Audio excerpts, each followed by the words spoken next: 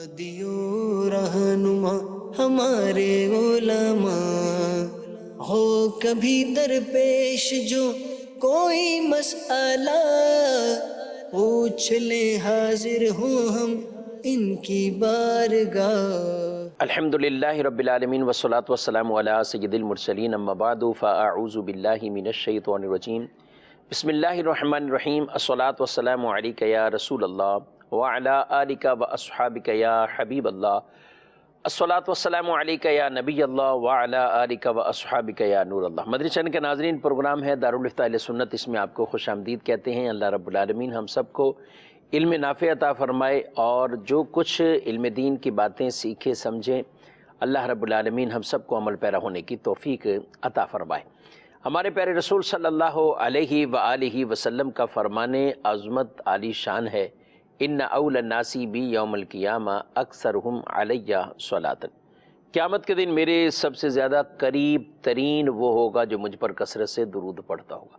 صلو علی الحبیب صلی اللہ تعالی علی محمد صلی اللہ علیہ وآلہ وسلم۔ سوال جواب کی صورت میں انشاءاللہ شرعی مسائل، فقہی مسائل، اور ہمارے اس پروگرام کے اندر مختلف نوعیت کے سوالات، چاہے تجارت کے معاملات کو دیکھیں یا عبادات کے معاملات کو دیکھیں، تو جس کو جو ضرورت ہے حسب حال وہ سوالات پوچھتے رہتے ہیں۔ آپ ہمارے ساتھ رہیں گے تو انشاءاللہ بہت سا علم بھی آپ کو سیکھنے کو ملے گا۔ آج کے ہمارے مہمان مفتی محمد کفیل رضا طاری، ان کو خوش آمدید کہتے ہیں۔ جزاک اللہ۔ کیسے مزاج گرم؟ الحمدللہ علی کل حال۔ ماشاءاللہ۔ ہمارے پاس کچھ ویڈیو سوالات ہیں، تو بڑھتے ہیں ناظرین کے ان سوالات کی طرف۔ دارالافتاء کے مفتیان کرام، علماء کرام سے میرا سوال یہ ہے کہ آر او پلانٹ کے متعلق جو آج کل واٹر ٹریٹمنٹ کیا جا رہا ہے، اس میں ایک کثیر تعداد کے اندر پانی کو ضائع کیا جاتا ہے۔ مثال کے طور پر اگر 1 گلاس پانی چاہیے تو اس کے لیے 3 گلاس پانی جو ہے وہ ضائع کیے جاتے ہیں۔ ہم مساجد میں جاتے ہیں یا جو ہے کہیں بھی یہ دیکھتے ہیں کہ پانی کو لکھا جاتا ہے کہ پانی کو احتیاط سے استعمال کریں، اور اس کے ساتھ ساتھ یہ ہے کہ ایک ایک قطرے کا جو ہے پانی جو آپ ضائع کرتے ہیں اس کا حساب کتاب دینا ہوگا۔ اب اس کاروبار کے حوالے سے میرا آپ سے سوال یہ تھا کہ مفتیان کرام سے کہ اس کاروبار کو کرنا کیسا ہے، کیونکہ اس میں ایک کثیر تعداد کے اندر جو ہے پانی ضائع کیا جاتا ہے اور ایک قلیل تعداد کے اندر جو ہے وہ پانی بنایا جاتا ہے۔ جی، کچھ انہوں نے اپنے اسے سسٹم، ہو سکتا ہے یہ بھی کام کر رہے ہوں یا دیگر سے جو بھی انہوں نے سنا ہے، تو کیا اس قلیل کثیر میں فرق ہے؟ بسم اللہ الرحمن الرحیم۔ پانی تو ضائع اس کے اندر ہوتا ہے، اس سے تو انکار نہیں ہے، لیکن کیا یہ ضائع کرنا جو ہے وہ ناجائز اور گناہ ہے یا نہیں؟ دیکھیں، کئی چیزوں کے اندر ہم دیکھتے ہیں کہ پانی یا بعض اوقات دیگر چیزیں جو ہے وہ بظاہر ضائع ہوتی ہوئی نظر آتی۔ آپ کپڑے پاک کرتے ہیں تو اس کے اندر بھی جو ہے وہ پانی جو ہے وہ ضائع ہوتا ہے، ایک طریقے سے بہتا ہوا بہہ رہا ہے پانی جو ہے وہ جا رہا ہے، لیکن وہ ایک فائدہ جو ہے وہ اس سے ہونے کے بعد وہ پھر ہو رہا ہے، یعنی بلا وجہ ضائع نہیں ہو رہا بلکہ ایک وجہ کی وجہ سے ضائع ہو رہا ہے۔ تو اسی طرح آر او پلانٹ میں چونکہ کھارے پانی سے میٹھا پانی کا حاصل کرنا یہ مقصد ہوتا ہے، تو جب وہ مقصد حاصل ہو گیا تو اب جو پیچھے پانی جو ہے وہ رہ جاتا ہے، اگر وہ قابل استعمال ہے کسی چیز کے اندر تو اس کو بھی ضائع کرنے کی اجازت نہیں ہے، اسے قابل استعمال میں لایا جائے، لیکن عموماً جو ہے وہ قابل استعمال نہیں ہوتا۔ پینے میں تو وہ ویسے ہی نہیں آتا، اور چونکہ اس میں سے جتنا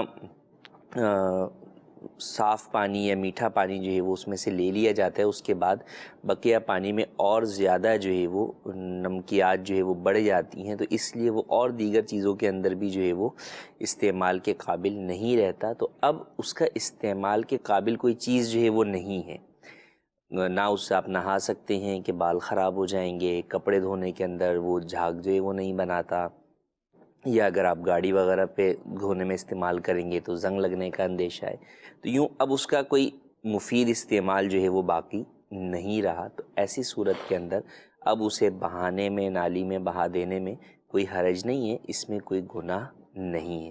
ہاں، اگر اس شخص کے پاس کوئی بھی قابل استعمال جو ہے وہ طریقہ یا ذریعہ موجود ہے تو پھر اس کے لیے بھی یہ حکم ہوگا کہ وہ اس پانی کو نہیں بہائے گا بلکہ اس کام میں استعمال کرے گا۔ لیکن اب جب اس کا جو ہے وہ استعمال کا کوئی طریقہ جو ہے وہ موجود ہی نہیں ہے، کوئی بھی مفید طریقہ نہیں ہے، ہر طریقے سے اس کے اندر نقصانات ہی ہیں، تو اب اس کو جو ہے وہ اس کے لیے یہ حکم نہیں ہوگا کہ جناب اس کو جمع کر کے جو ہے وہ رکھے، جمع کر کے رکھے کرے گا کیا؟ تو انڈرسٹوڈ سی بات ہے کہ ایسی صورت کے اندر اسے بہائے گا تو بہانے میں کوئی حرج نہیں. ہاں جیسے مثال کے طور پہ بھئی اس سے جو ہے وہ فرش دھونے میں جو ہے وہ کوئی حرج نہیں ہے تو ٹھیک ہے وہ فرش کے اندر دھو لے گا.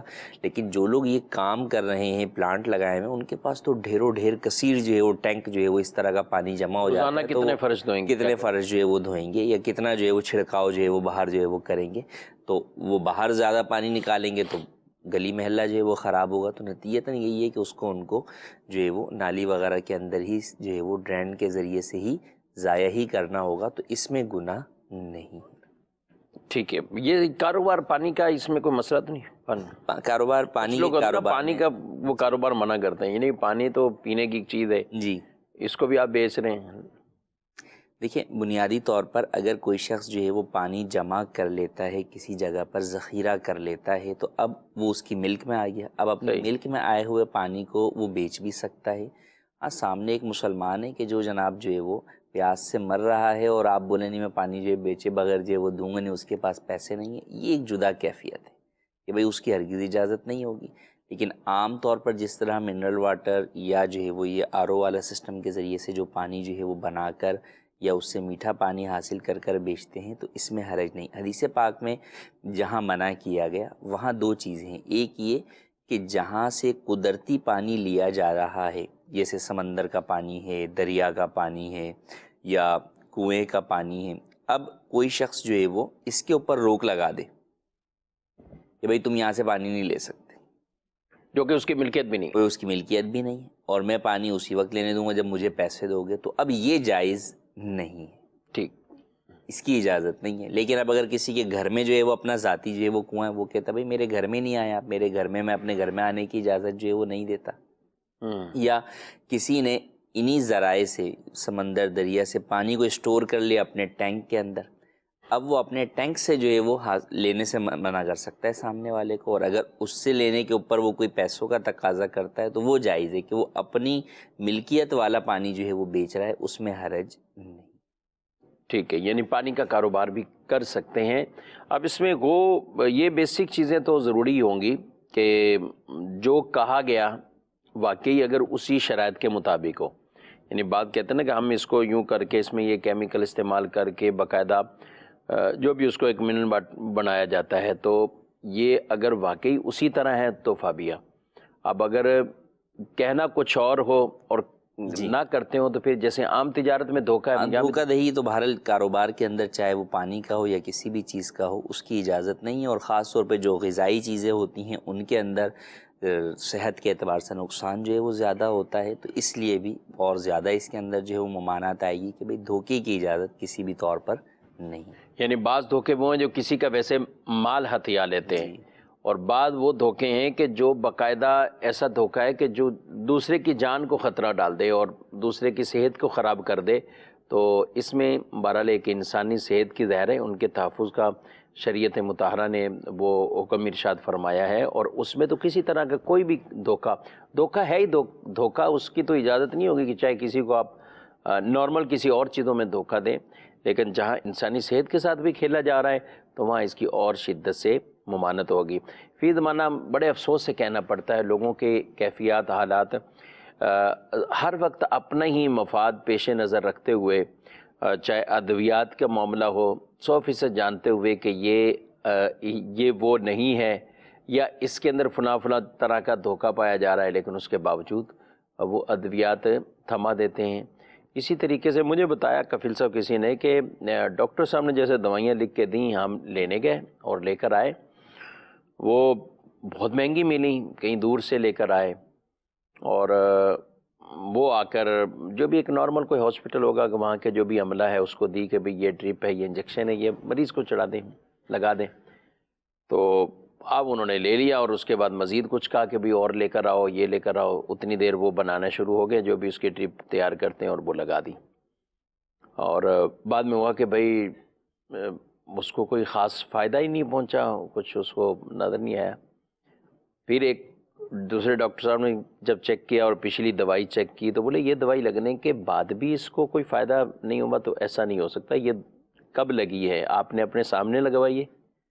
نہیں وہ یوں ہوا، نہیں دوبارہ لے کر آؤ، وہی دوائی دوبارہ اور اپنے سامنے لگوا لو، فرق پڑا اس میں، بالکل افاقہ ہوا وہ معاملے میں۔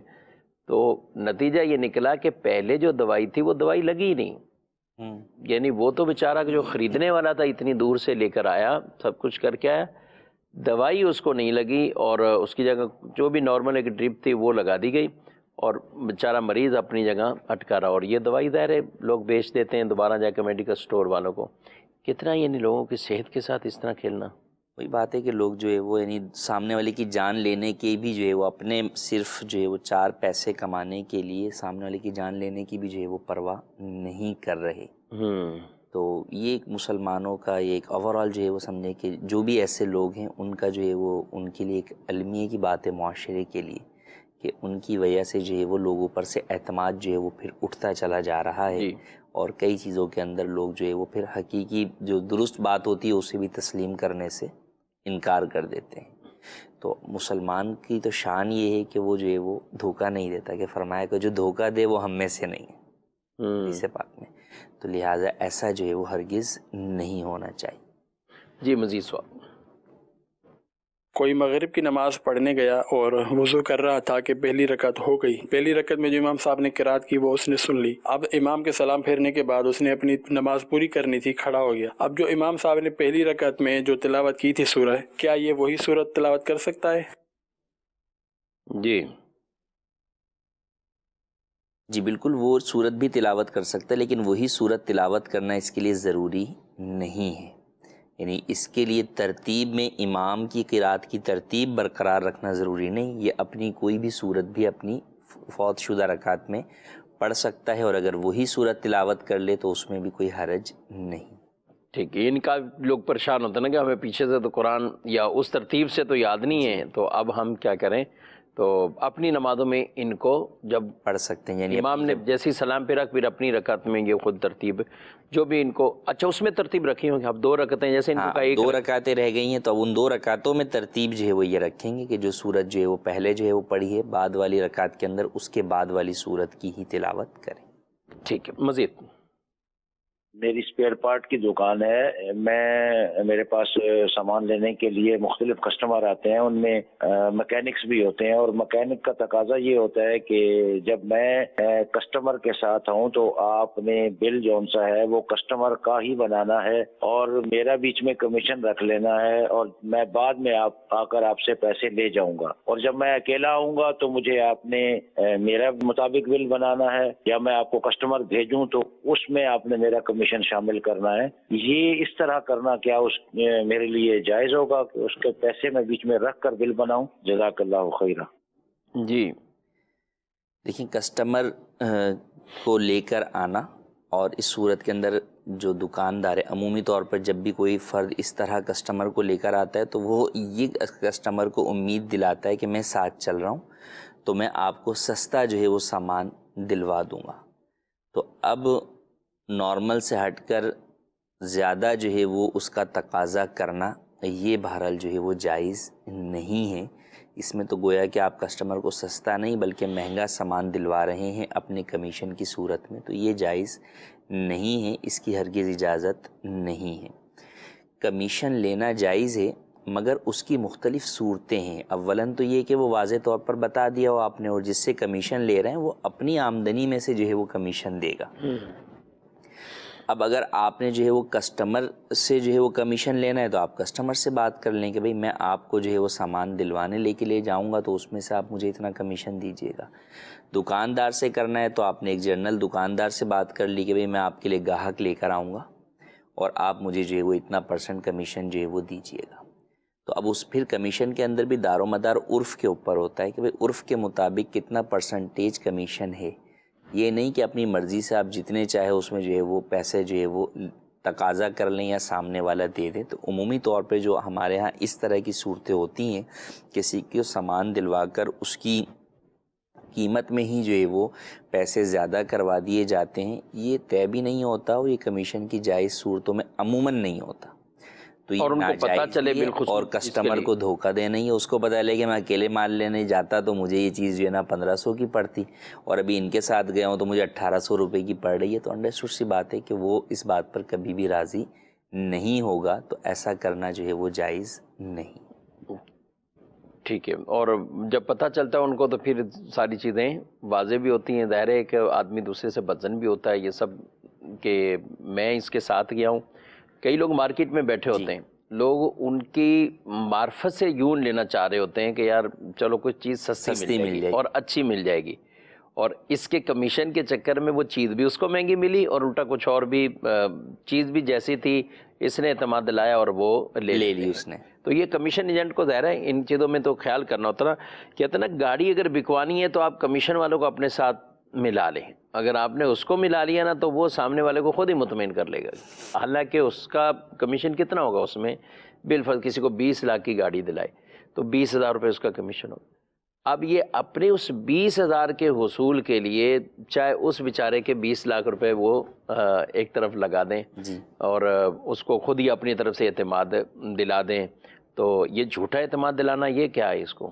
دیکھیے کمیشن والا جو بھی کام کر رہا ہے تو بنیادی طور پر ہر مسلمان کے لیے یا ہر کاروبار کرنے والے کے لیے یہ ضروری ہے کہ آپ جو بھی ڈیل کر رہے ہیں، چاہے آپ کمیشن کی کر رہے ہیں، چاہے آپ خود جو ہے وہ ایز اے بائر جو ہے وہ خرید رہے ہیں یا ایز اے سیلر جو ہے وہ آپ بیچ رہے ہیں، آپ کے لیے جھوٹ اور دھوکہ دہی کی اجازت کسی بھی صورت میں نہیں۔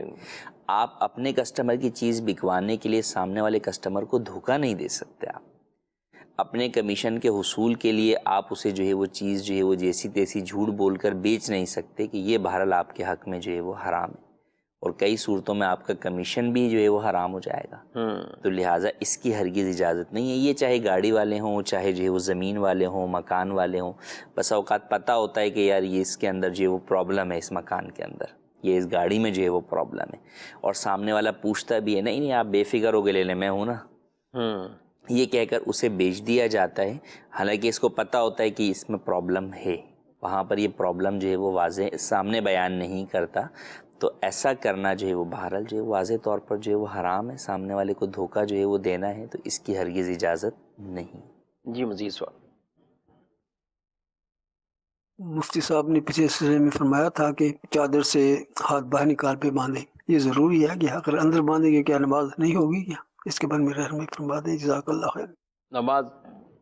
نماز میں چادر جو پہنتے ہیں تو اس میں نماز میں چادر میں ہاتھ جو ہے وہ بندھے ہوئے ہیں، یعنی اندر اگر ہاتھ ہیں تو ایسا نہیں کہ نماز نہیں ہوگی، اس طرح پورا جو ہے وہ چادر کو اپنے ارد گرد جو ہے وہ لپیٹ لینا کہ اس سے نکالنا جو ہے وہ ممکن نہ ہو، تو وہ منع ہے۔ نارمل جو ہے وہ آپ کے چادر جو ہے وہ کے اندر جو ہے وہ ہاتھ ہیں، سردیوں میں عموماً جو ہے وہ ہوتے ہیں، تو اس میں کوئی جو ہے وہ حرج نہیں ہے اور کوئی کراہت بھی نہیں۔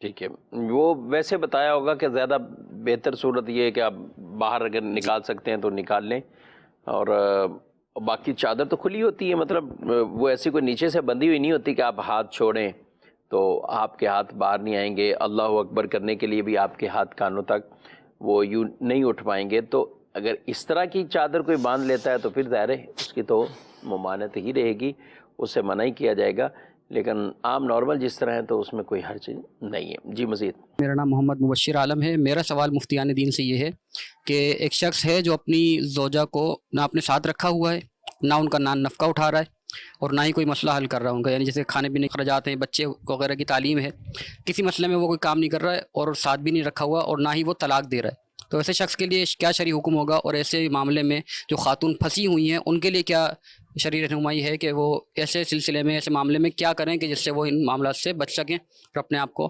بچا سکیں؟ دونوں طرف کے حقوق دونوں پر ادا کرنا ضروری ہے، شوہر پر بیوی کے اور بیوی پر شوہر کے حقوق ادا کرنا ضروری ہے۔ کئی دفعہ ہم پہلو جو ہے وہ تصویر کا ایک رخ دیکھ رہے ہوتے ہیں کہ جناب شوہر یہ کر رہا ہوتا ہے، لیکن کئی دفعہ ایسا ہوتا ہے کہ شوہر آ کے یہ کہہ رہا ہوتا ہے کہ بھئی بیوی جو ہے وہ میکے میں روٹھی بیٹھی ہوئی ہے اور اس کے یہ تقاضے ہیں کہ میری یہ ڈیمانڈ ہے، مجھے یہ چیزیں دیں۔ جب میں کہتا ہوں کہ میرے گھر پہ آ کے رہو تو وہ اس بات کے لیے تیار نہیں ہوتی، اور کوئی ایسا عذر بھی نہیں ہے جس کی وجہ سے وہ وہاں بیٹھی ہوئی ہے، بہت چھوٹی چھوٹی جو ہے وہ باتیں ہوتی ہیں آپس کی۔ تو بنیادی طور پر تو دونوں طرف جو ہے وہ دیکھنا ضروری ہے۔ ہاں، جہاں عورت کی غلطی ہے وہاں عورت کے لیے یہ حکم ہوگا کہ بھئی وہ شوہر کے پاس جو ہے وہ جائے اور شوہر کے گھر میں جو ہے وہ رہے، حقوق شوہر ادا کرے، اور شوہر پر لازم ہے کہ بہرحال وہ بیوی کے حقوق ادا کرے۔ کئی حقوق شوہر کے، جو بیوی کے حقوق ہیں جو شوہر پہ عائد ہوتے ہیں، وہ اسی وقت لازم ہوتے ہیں جب کہ بیوی شوہر کے گھر پر رہے۔ اگر بیوی جو ہے وہ میکے روٹ کر بیٹھ جاتی ہے تو اب شوہر پر بیوی کا نان نفقہ واجب نہیں رہتا، جبکہ شوہر کی جانب سے اس کو بھگایا نہ گیا ہو۔ ہاں البتہ اولاد کا نان نفقہ بہرحال جو ہے وہ باپ پر لازم ہی رہے گا، کیونکہ لڑائی جو ہے وہ میاں بیوی کی آپس میں ہوئی ہے، ماں باپ کی آپس میں اولاد سے نہیں ہوئی ہے۔ تو وہ اولاد جس کا نفقہ باپ پر واجب ہے، بہرحال وہ اپنی اولاد کا نفقہ جو ہے وہ ادا کرے گا۔ وہ ادا نہیں کرتا تو وہ گنہگار جو ہے وہ ہوگا۔ مگر اس میں بھی کئی دفعہ ایسا ہوتا ہے کہ دونوں طرف سے زیادتی ہو رہی ہوتی ہے، شوہر کچھ بھی نہیں دے رہا ہوتا، یا تو یہ صورت ہے، یا بیوی کی طرف سے ایک لمبی لسٹ ہوتی ہے کہ میں تمہارے گھر آؤں گی اور جناب یہ جو ہے وہ دیا جائے گا۔ اس میں کئی دفعہ ہمارے پاس چونکہ یہ کیس روزانہ کے آنے والے ہیں، تو اب بیوی کی جانب سے تقاضا ہوتا ہے کہ میں نے اپنے بچے کو فلاں اسکول میں پڑھانا ہے، وہاں کی فیس جو ہے 15,000 روپے تم دو۔ وہ بولے بھائی میری اتنی آمدنی نہیں ہے، میں جو ہے وہ 2,000 روپے والے اسکول کے اندر ہی پڑھا سکتا ہوں، تو تم کیوں جو ہے وہ ہمارے کو، نہیں ہم تو یہی جو ہے وہ لیں گے۔ یا جب تک دونوں میاں بیوی ساتھ تھے، ایک بچہ تھا مثال کے طور پہ، تو ان دونوں تینوں افراد کا خرچ جو ہے وہ مثال کے طور پہ شوہر کی آمدنی میں 50,000 میں ہی پورا ہو رہا تھا۔ لیکن اب بیوی کا تقاضا یہ ہے کہ جناب نہیں، اب تو صرف میرے بچے کی 50,000 روپے تم الگ سے مجھے دو۔ صحیح۔ حالانکہ بھائی جو اخراجات بچے پر پہلے ہی تھے وہی جو ہے وہ اب بھی ہیں، کوئی اخراجات بڑھ تو نہیں گئے۔ ہاں ہو سکتا ہے کہ بھائی عمر کے اعتبار سے کچھ اخراجات جو ہے وہ بڑھ گئے ہوں گے، تو لیکن کچھ اخراجات جو ہے وہ کم بھی ہوئے ہوں گے۔ تو لہٰذا بنیادی طور پر اس میں اچھا اس میں یہ ہوتا ہے کہ کئی دفعہ لوگ پوچھنے آتے ہیں کہ آپ بتا دیں کہ کتنا نفقہ ہوگا۔ جی ہم سے پوچھنے آتے ہیں یا لکھوانے آتے ہیں کہ فتویٰ دیتے ہیں کہ بھئی اتنے 1,000 روپے نفقہ ہوگا۔ تو شرعی اعتبار سے اس نفقے کو یوں پیسوں کی مقدار میں متعین نہیں کیا گیا، اور نہ ہی ہم بتاتے ہیں اس کا طریقہ، کیونکہ حالات کے اعتبار سے، اخراجات کے اعتبار سے، مہنگائی کے اعتبار سے یہ اپ اینڈ ڈاؤن جو ہے وہ ہوتا رہتا ہے۔ تو باپ کے ذمے، باپ کی جو آمدنی کی کیفیت ہے اس اعتبار سے اس کے جو ہے وہ اولاد کا خرچ جو ہے وہ اس کے اوپر لازم ہوگا۔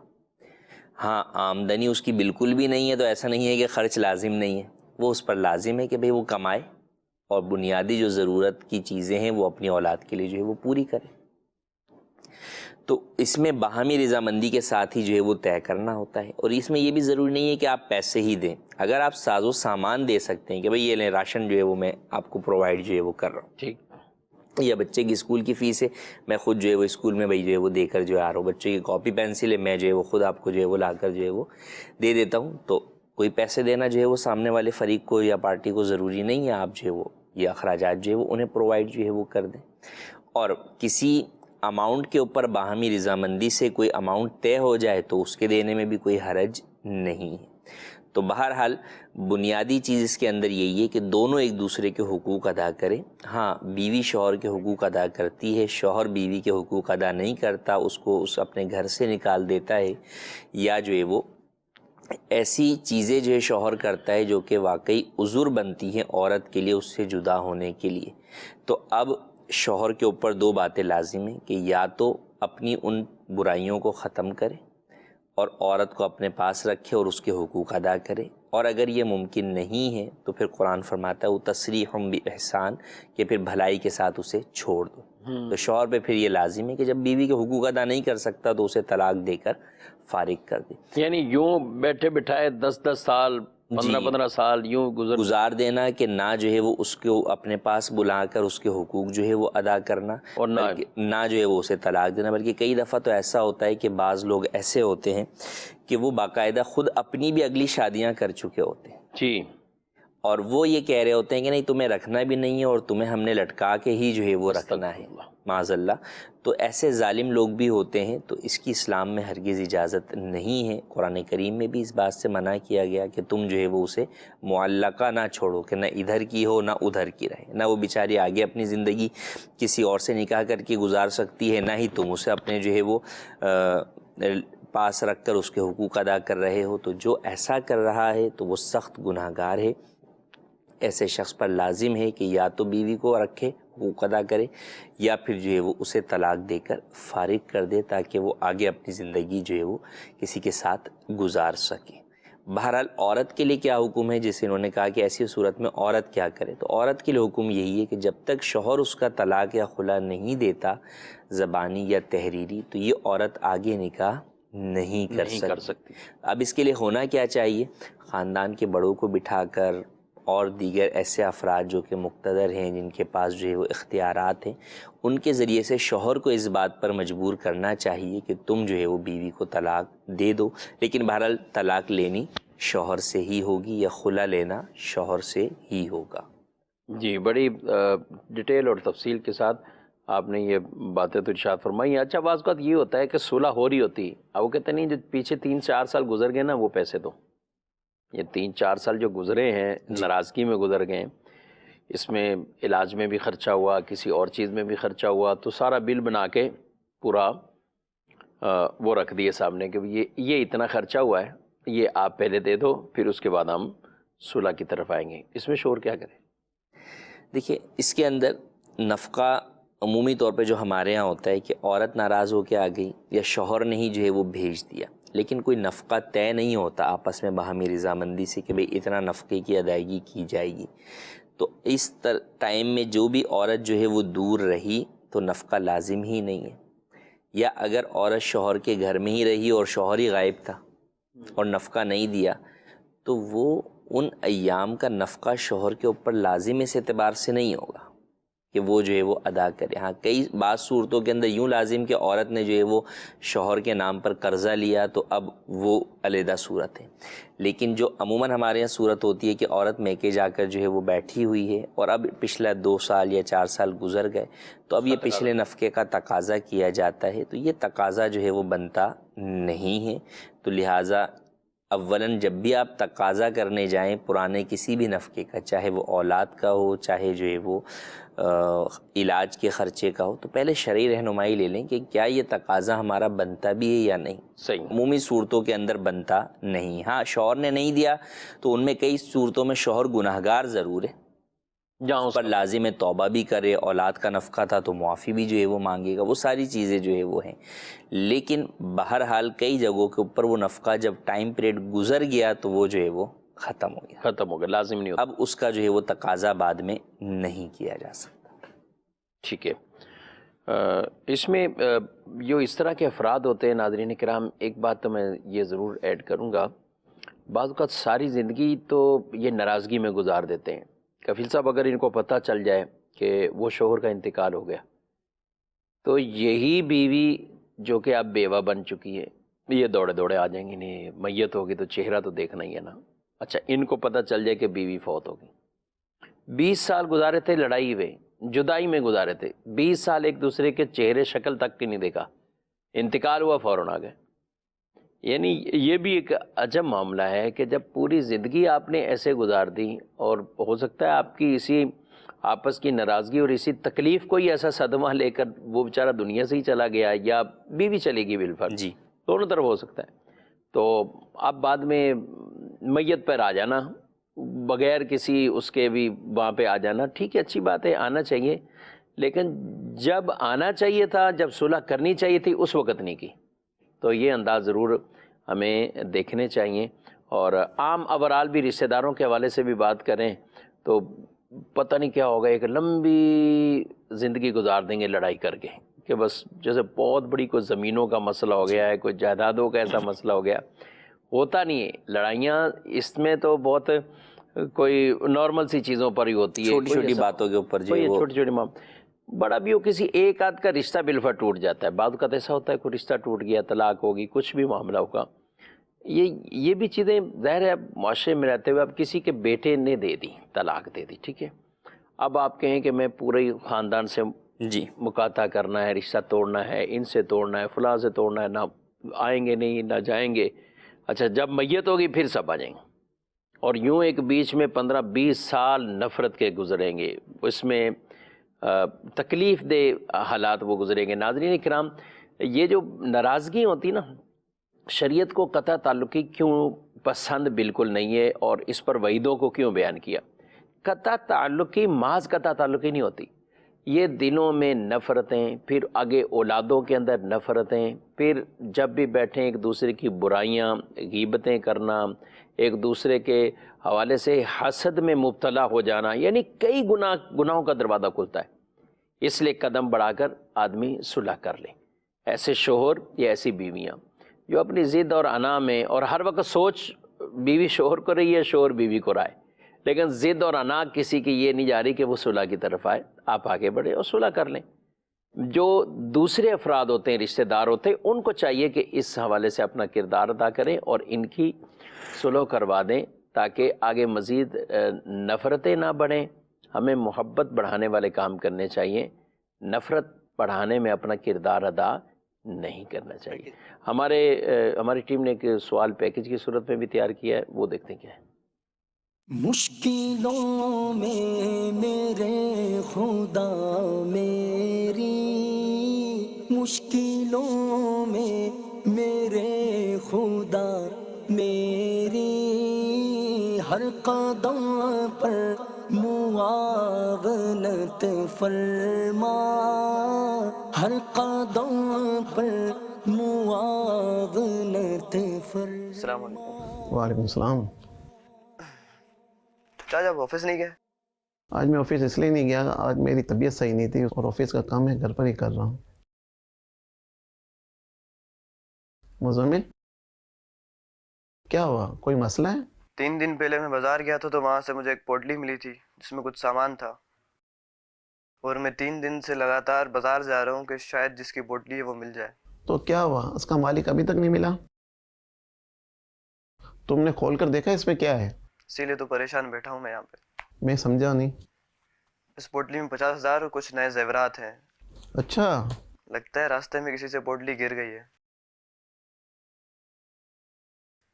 میری سمجھ نہیں آ رہا ہے کہ میں اس کا کیا کروں۔ رکیے، پریشان نہ ہو، مدنی چینل پیش کر رہا ہے پروگرام دارالفتہ اہل سنت، جس میں آپ کی رہنمائی کریں گے مفتیان کرام۔ آئیے سنتے ہیں مفتی صاحب کیا فرماتے ہیں۔ جی، یہ پوٹلی ان کو ملی ہے، اور بعض اوقات لوگ اس طرح کے رومال میں، اور کوئی زیادہ قیمتی چیز ہوتی ہے تو اس کو ایک عام نارمل دکھانے کے لیے وہ یوں لے کے جا رہے ہوتے ہیں، بیچارے وہ خود ہی کہیں نہ کہیں اس کو کھو دیتے ہیں۔ جی کیا کہیں گے آپ؟ دیکھیں، کبھی بھی ہمیں کوئی چیز گری پڑی ملتی ہے تو ہم اسے جب اٹھائیں تو نیت یہ ہونی چاہیے کہ یار، یعنی وہ چیز جب اٹھائی میں نے، ایک تو یہ کہ پتہ نہیں کیا ہے اس لیے اٹھائی ہے، لیکن جب مجھے پتہ چل گئی کہ اس چیز کے اندر کوئی مال ہے، کوئی قیمتی چیز ہے، تو اب نیت یہی ہو کہ اس کو اس کے مالک تک پہنچانا ہے۔ شریعت کی اصطلاح کے اندر، فقہی اصطلاح کے اندر اسے لقطہ کہتے ہیں۔ گرا پڑا ہوا کوئی بھی مال اگر ہمیں ملتا ہے، اور لقطے کا حکم یہ ہے کہ ہمیں مسلمان تک جو ہے وہ یہ جو بھی اس کا مالک ہے اس تک یہ چیز پہنچانی۔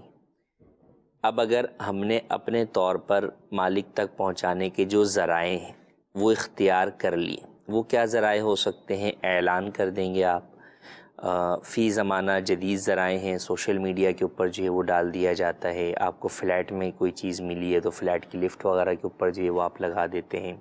آپ کسی ادارے میں کام کرتے ہیں تو اس ادارے کے نوٹس بورڈ پہ لگا دیتے ہیں کہ بھئی مجھے فلاں چیز یا اس طرح کی کوئی چیز ملی ہے، کسی کی گمشدہ ہو تو وہ مجھ سے اس نمبر پہ رابطہ کر لے۔ تو یوں آپ نے کوشش کر لی اور پھر بھی اس کا مالک نہیں ملا، تو اب یہ دیکھا جائے گا کہ وہ چیز کتنی قیمتی ہے۔ اس اعتبار سے آپ یہ گمان کریں گے کہ اس کا مالک اسے کب تک تلاش کرے گا۔ صحیح۔ جب آپ کا یہ غالب گمان ہو جائے کہ اب اس کا مالک اسے تلاش نہیں کرتا ہوگا بلکہ وہ تھک ہار کر بیٹھ چکا ہوگا، تو اب آپ کے لیے اس بات کی اجازت ہے کہ آپ یا تو اس کو آئندہ بھی ہمیشہ کے لیے سنبھال کے رکھیں، کوئی منع نہیں ہے، اور آپ چاہتے ہیں کہ نہیں میں سنبھالوں گا، نہیں میں کیسے سنبھالوں، تو آپ کو صدقہ کرنے کی اجازت ہے۔ آپ اسے صدقہ کر سکتے ہیں، مستحق کے زکوٰۃ کو بھی دے سکتے ہیں، مسجد مدرسے میں بھی آپ دے سکتے ہیں۔ تو یہ رکتے کا حکم ہوتا ہے، لیکن اولاً یہی ہے کہ آپ جو ہے وہ اس کی تشہیر اچھے طریقے سے کریں کہ مالک تک جو ہے وہ اسے پہنچا سکیں۔ کئی دفعہ ایسا ہوتا ہے کہ لوگ کہ یار یہ تشہیر کے چکر میں کون پڑے، ڈائریکٹ ہی جو ہے وہ صدقہ کر دیتے ہیں، تو ایسا کرنا جو ہے وہ جائز نہیں ہے۔ آپ گناہ گار ہوں گے کہ یہاں پہ جو پہلا اسٹیپ تھا شریعت کا آپ نے اسے فالو نہیں کیا، تو آپ کو اس کو فالو کرنا چاہیے۔ دوسری بات اس کے اندر یہ کہ کئی جگہ پر چھوٹی موٹی چیز ہوتی ہیں.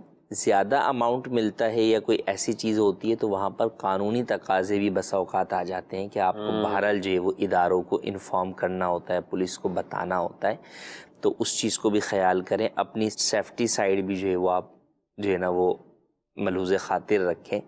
تو اس کا بھی خیال رکھنا چاہیے. کئی جگہ پر تو یہی ہوتا ہے کہ یار ان کو بتائیں گے تو وہی ہم سے جو ہے وہ لے لیں گے, پھر وہ خود کھا لیں گے یا پہنچائیں گے یا نہیں پہنچائیں گے, وہ ایک الگ صورت ہے.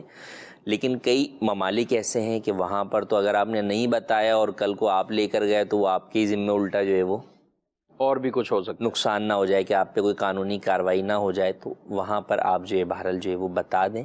اور پھر اگر آپ نے گھر میں بھی رکھی ہوئی ہے, مثال کے طور پہ آپ نے کہا میں اسے سنبھال کے رکھ رہا ہوں, تو بھی اپنے گھر میں ایک آدھ فرد کو آپ جو ہے وہ اس پر گواہ جو ہے وہ بنا لیں. موت زندگی کا پتہ نہیں, یا جب اسے کھولیں تو اس وقت گواہ جو ہے وہ بنا لیں, تاکہ بھئی اس میں سے اتنی ہی چیزیں جو ہے وہ ملی ہیں.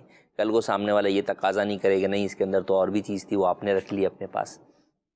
تو یوں گواہ بھی بنا لیا جائے تاکہ جو ہے وہ بعد میں ادائیگی کے وقت آپ کے لیے بھی آسانی رہے اور آپ بھی کسی چیز کے اندر گرفتار نہ ہو جائیں. ٹھیک ہے. آج اس میں یہ کہ معمولی چیز ہو تو لوگ اس کا بہت پوچھ رہے ہوتے ہیں, اور اگر زیادہ چیز ہے تو مہنگی چیز ہے یا پیسہ زیادہ اس میں, تو پھر تھوڑا سا خود بھی اپنی نیتوں پر, ہر ایک کو ہم نہیں کہہ رہے لیکن اس کے اوپر بعض اوقات اس طرح کے معاملات ہوتے ہیں کہ اس پہ وہ پھر ان کی اپنی نیت منقلب ہو جاتی ہے, یا وہ یہی کہتے ہیں کہ یار بتائیں گے. یہ سب سے بیسک ایک بدگمانی یہ آنا کہ یار کوئی دوسرا لے جائے گا, جو ہے نہیں ہم نے لکھ کے لگایا, جیسے آپ نے کہا لکھ کے لگا دیں, بتا دیں, اعلان کر دیں, تو یہ ہوتا ہے کہ یار کوئی دوسرا نہ لے کے جائے. یہ نہیں ہر کوئی آ کر یہ بولے, ہر کوئی آگے یہ بولے, تو کیا کریں گے؟ مطلب تھوڑی سی تحقیق کر لے جو بھی اس معاملے میں جتنی تقاضے جو ہیں آپ تحقیق کریں, دینے والے کا نمبر, نام, نوٹ, دیگر سب چیزیں جو آپ لے سکتے ہیں وہ لیں, جس پر آپ کو اطمینان ہوگا آپ اسی کو جو ہے وہ آپ دے دیں گے. اب اگر مثال کے طور پہ کوئی غلط لے کر آپ سے چلا گیا اور بھی بعد میں کوئی نہیں آیا تو اب وہ لے جانے والا گنہگار ہوگا, جبکہ آپ نے دینے سے پہلے تحقیق وغیرہ کر کر ہی اسے دیا. جی مزید سوال. کاروبار کرتے ہیں لوگ آن لائن, تو وہ جائز ہے شرن کے نہیں جائز؟ مقصد جو ٹریڈنگ والا وہ کیسا ہے؟ جی آن لائن جو ہے وہ کاروبار کا انہوں نے کہا, تو دیکھیں آن لائن کاروبار بھی عام کاروبار کی طرح اس کے بھی تمام شرعی تقاضے بہرحال پورے ہونا ضروری ہیں. کئی دفعہ ہمارے ہاں آج کل جو آن لائن کاروبار ہو رہا ہے اس میں کئی جگہ ڈراپ شپنگ والی صورت ہوتی ہے کہ میں نے اب تک کوئی مال پرچیز نہیں کیا اور پرچیز بھی نہیں کیا اور میں نے اس کو اپنی کسٹڈی میں بھی نہیں لیا, یا پرچیز کر لیا ہے کسٹڈی میں نہیں لیا, اور میں نے صرف کسی ایک دکاندار سے جا کے پوچھ لیا کہ یار یہ چیز آپ کتنے کی دیں گے, اس کی تصاویر مجھے دے دیں. میں وہ تصاویر جو ہے وہ آن لائن جو ہے وہ پلیٹ فارمز پر جو ہے وہ لگا دیتا ہوں, اور پھر آرڈر آنے کے بعد میں ڈائریکٹ جو ہے وہ اس دکاندار کو کہہ کر اس ایڈریس پر ڈیلیور کروا دیتا ہوں, یا بعد میں جا کر میں خریدتا ہوں اور پھر ڈیلیور کرتا ہوں. تو یہ در حقیقت ملکیت سے پہلے آپ کا کسی چیز کو بیچنا ہے یا قبضے سے پہلے کسی چیز کو بیچنا ہے تو یہ جائز نہیں ہے. حدیث پاک میں منع فرمایا گیا اس بات سے کہ جو چیز تمہاری ملکیت میں نہ ہو یا جو چیز تمہارے قبضے میں نہ ہو تم اسے آگے مت بیچو. اسی طرح کئی دفعہ ایسا ہوتا ہے کہ کاروبار کے جو ٹرمز اینڈ کنڈیشنز ہوتی ہیں وہ ناجائز ہوتی ہیں یا وہ چیز ہی ناجائز ہوتی ہے. جیسے آپ تصاویر جو ہے وہ مثال کے طور پر پرنٹ آؤٹ اس کا جو ہے وہ سیل آؤٹ کر رہے ہیں اور وہ تصویر کسی جاندار کی تصویر ہے, تو انڈرسٹوڈ سی بات ہے کہ اس کی خرید و فروخت ناجائز ہے, گناہ ہے. تو یوں مختلف جو ہے وہ پہلو ہیں آن لائن ٹریڈنگ کے بھی کہ اس کے اندر شرعی تمام تقاضوں کا خیال رکھتے ہوئے اگر کوئی کر رہا ہے تو جائز ہے, اور اگر کسی بھی جگہ پر شرعی تقاضے پورے نہیں ہو رہے تو جس طرح عام کاروبار منع ہے اسی طریقے سے یہ کاروبار بھی منع ہوگا. یعنی جائز طریقہ بھی ہے اس جی جائز, لیکن عموماً لوگ اس طرف آتے نہیں, لیکن عموماً لوگ جو ہے اس کو فالو نہیں کرتے. کچھ ایس ایم ایس بھی شامل کرتے ہیں, کہتے ہیں کہ سردی ہے اور اس میں کیا ایک ہی وضو سے 2-3 نمازیں پڑھی جا سکتی ہیں؟ جی ہاں, اگر وضو آپ کا قائم ہے تو آپ ایک ہی وضو سے جو ہے وہ ایک سے زائد نمازیں پڑھ سکتے ہیں. ٹھیک ہے. اگر ہے پانی گرم پانی یا اس طرح کی جو کوئی اور اثر ضرر بھی نہیں بات بھی نہیں ہے تو نور علی نور ہے اگر ہر نماز کے لیے وضو پر وضو جو ہے وہ کرنا نماز کے لیے یہ نور علی نور ہے، تو اس میں بالکل جو ہے وہ اس چیز کی طرف جو ہے وہ جانا چاہیے. پھر جو مشقت ہوگی انشاءاللہ اس کے اوپر جو ہے وہ ثواب بھی جو ہے وہ زیادہ ملے گا. لیکن پھر بھی بہرحال اگر کوئی شخص جو ہے وہ عموماً جو نمازیں قریب آ رہی ہوتی ہیں جیسے عصر مغرب عشاء ہیں، ان تینوں کو کوئی ایک جو ہے وہ پڑھنا چاہے تو پڑھ سکتا ہے، گناہ نہیں ہے. ہر نماز کے لیے وضو ٹوٹا نہیں ہے تو وضو کرنا ضروری نہیں. قاعدہ اخیرہ میں دعائے مسورہ کے بعد اگر کوئی یہ دعا یا مقلب القلوب یہ پڑھے اور پوری آخر مکمل تک پڑھ لی، کوئی حرج ہے؟ دعائے معصورہ جو ہے وہ ربی جعلنی ہے یا ربنا انی ظلمت نفسی ہے، یا اس کے علاوہ کوئی اور بھی کوئی شخص جو ہے وہ پڑھ لیتا ہے جو دعائے معصورہ نے قرآن و حدیث میں وارد ہوئیں تو وہ حرج نہیں ہے، یعنی گناہ جو ہے وہ نہیں ہے اور نماز میں کسی قسم کی کراہت بھی نہیں. ٹھیک ہے. بیمہ پالیسی شارن کیا حکم ہے؟ بیمہ پالیسی جو ہے وہ ناجائز ہے کہ سود اور جوئے کا مجموعہ ہے. ٹھیک، اس کا تفصیلی فتویٰ دارالفتہ سنت کی ویب سائٹ پر بھی آپ ملاحظہ فرما سکتے ہیں. ناظرین کرام، دارالفتہ اہل سنت سے اپنے رابطے ہمیں مضبوط رکھنے چاہیے. جب بھی کوئی شرعی مسائل ہوں اور شرعی رہنمائی لینی ہو تو آپ اس کے حوالے سے ضرور دارالفتہ اہل سنت میں باقاعدہ جا کر آپ وزٹ کر سکتے ہیں. الحمدللہ ملک پاکستان کے اندر دارالفتہ اہل سنت کی کافی شاخیں موجود ہیں. بالخصوص اگر ہم بات کریں تو شہر کراچی کے اندر بھی الحمدللہ 6 دارالفتہ اہل سنت موجود ہیں. اس طرح حیدرآباد میں بھی ہے، راولپنڈی میں ہے، لاہور میں ہے، فیصل آباد میں ہے، سرگودا میں ہے، ملتان میں، گجرانوالہ. تو ان شہروں کے اندر بھی دارالفتہ اہل سنت کی باقاعدہ شاخیں موجود ہیں. آپ حضرات اس سے رابطہ کر سکتے ہیں. مزید سوال؟ میں نے یہ سوال کرنا تھا کہ ہم نے نا گروی مکان لیا ہے، گروی 1 سال کا ہم نے ایگریمنٹ کیا ہے کہ ہم سال بعد آپ سے پیسے لے لیں گے اور یہ مکان جو آپ کے والے واپس کر دیں گے. اس میں نے منتھلی 1000 روپے کرایہ بھی لگایا ہوا ہے. تو میں نے یہ پتہ کرنا تھا شریعت کی نظر میں یہ کس طرح ہے. میں نے 5.5 لاکھ روپے اس کو دیے ہوئے ہیں اور اس طرح میں اس کے ساتھ کر رہا ہوں. گروی پہ لیا ہوا ہے، 1000 روپے کرایہ بھی رکھا ہوا ہے ساتھ. جی، ساتھ انہوں نے ایک ہیلا بھی کیا ہوا ہے. جی دیکھیں، گروی کی حیثیت تو یہ ہے، گروی کی بنیاد اصل کیا ہے کہ آپ جو ہے اس ایز اے سیکیورٹی جو ہے وہ لیتے ہیں کہ اگر آپ نے رقم قرض کی ادا نہیں کی تو میں پھر آپ کے اس مال سے اپنے رقم قرض کی وصول کر لوں گا. جب مکان یا کوئی بھی چیز آپ گروی لیتے ہیں تو اسے استعمال کرنا جو ہے وہ جائز نہیں ہے. تو آپ اسے بس رکھ تو سکتے ہیں لیکن اس میں نہ آپ خود رہائش اختیار کر سکتے ہیں نہ آگے کسی کو کرائے پہ دے سکتے ہیں. اگر آپ زیادہ جو ہے وہ قرض کسی کو دے کر اس کے بدلے میں کرائے میں اگر آپ جو ہے وہ کسی سے نفع حاصل کر رہے ہیں، کرایہ ہے 10,000 روپے، آپ 1,000 روپے نفع حاصل کر رہے ہیں، تو در حقیقت یہ قرض کی وجہ سے آپ نفع حاصل کر رہے ہیں اور قرض کی وجہ سے جو نفع مشروط طور پر حاصل کیا جاتا ہے وہ سود ہوتا ہے. حدیث پاک میں فرمایا کلو قرض جر منفعۃ فہو ربا، کہ ہر وہ قرض جو کہ نفع لائے وہ سود ہے. تو ایسا جو آپ نے صورت بیان کی یہ سودی صورت ہے، یہ جائز نہیں ہے. آپ ان کا مکان یا تو انہیں واپس کر دیں یا عرف کے مطابق، یعنی پھر یہ سمجھیں گروی نہیں ہے، یہ گروی تو اس کینسل ہے، عرف کے مطابق اس مکان کی جو کرایہ بنتا ہے آپ وہ ادا کر سکتے ہیں. لیکن آپ اپنے قرض کے بدلے میں جو کرائے میں جو ہے وہ ڈسکاؤنٹ حاصل کر رہے ہیں یہ سود ہے، یہ جائز نہیں. جی مزید سوال؟ جی میرا سوال یہ ہے کہ میں جاب کرتا ہوں، ہمیں ایک پیکیج ملتا ہے لون ایڈوانس سیلری کا نا. تو مثال کے طور پہ اگر ہم قرضہ لیتے ہیں 3,000 کا تو اوپر دینے پر کے ہمیں انسٹالمنٹ 70,000 انسٹالمنٹ پہ، تو یہ لینا جائز ہے یا سود ہے؟ جی، قرض کے اوپر جب آپ نفع جو ہے وہ دیتے ہیں تو وہ سود ہوتا ہے. تو اگرچہ آپ سیلری کسی جگہ پر کام کر رہے ہیں وہاں پر بھی اگر آپ کو جو ہے وہ قرضہ اسی بنیاد پر مل رہا ہے کہ آپ نے جتنا لیا ہے آپ کو اس سے زیادہ ہی ادا کرنے پڑیں گے تو یہ بہرحال جو ہے وہ جائز نہیں ہے، سود ہے، اس سے بچنا ضروری. جی ناظرین کرام، آپ نے پروگرام ملاحظہ کیا، اپنا فیڈ بیک بھی ضرور دیجیے گا اور پروگرام کا وقت اپنے اختتام کو پہنچا ہے.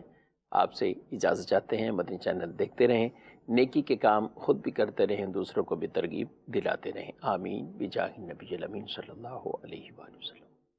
ہادی و رہنما ہمارے علماء ہو کبھی درپیش جو کوئی مسئلہ پوچھ لیں، حاضر ہوں ہم ان کی بارگاہ.